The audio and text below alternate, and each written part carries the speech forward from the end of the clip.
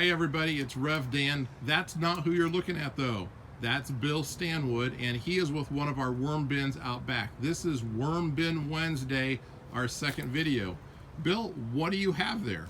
Well, this is a worm bin that's lived here at our church for the number of months.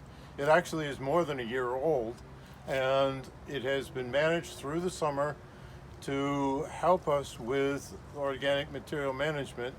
It's part of our Green Sanctuary program because it was initially included to be a lesson in the ant camp.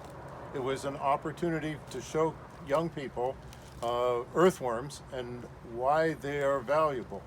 Now we want to show the whole congregation, because just the young people have been a start, but we want everybody to know.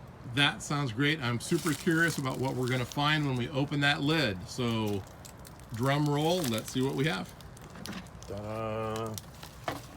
And this is an example of a very successful worm bin. It is, as you can see, there's some organic material on the top. That's stuff that Dennis added. It was from his own home. We have in here a lot of broken down material that's more than a year old, because we have harvested part of what was in here. We made another worm bin with part of what the material is in here and the population.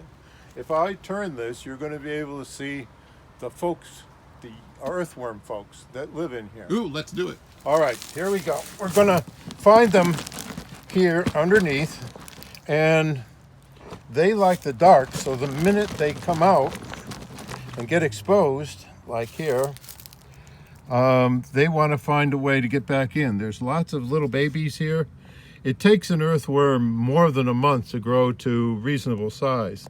These are a special kind of earthworm called red wigglers, and they are popular with people who do worm composting because they eat so much.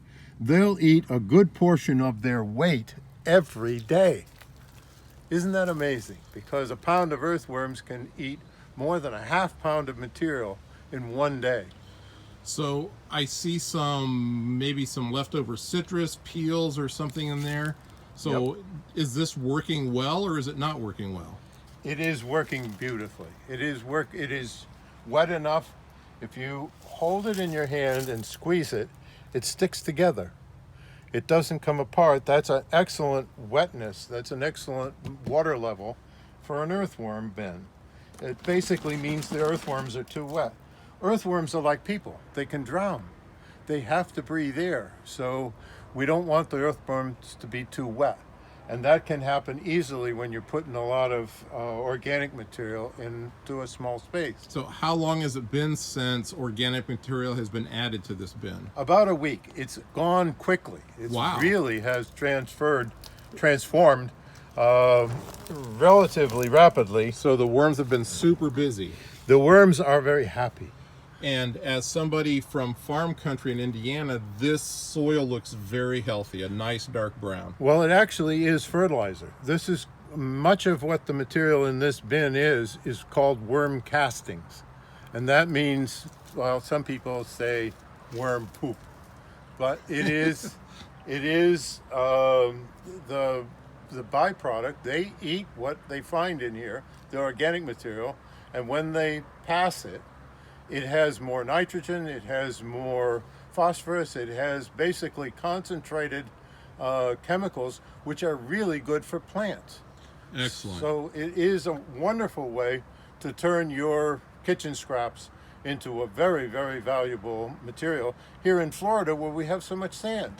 So this is great. This is working well. So next time when we do Worm Bin Wednesday, let's learn how to start our own worm bin from scratch. Does that sound good, Bill? I believe that is our goal, to help people understand how to do this at home, anywhere they are, conveniently, and they will be better people and the world will be a better place if they do that. Excellent. All right. We'll see you next week on Worm Bin Wednesday.